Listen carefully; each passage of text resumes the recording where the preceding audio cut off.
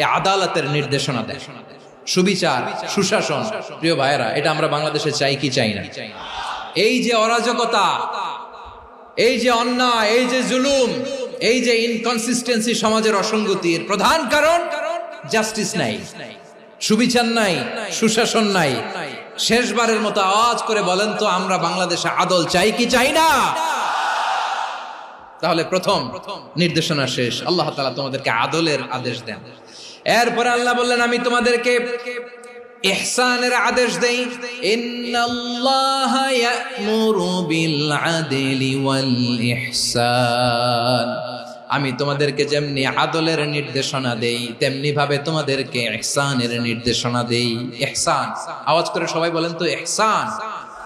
ইহসান মানে কারো প্রতি সফট হার্টেড হওয়া, মহানুভব হওয়া, অনুগ্রহ পরায়ণ হওয়া, অনুগ্রহশীল হওয়া।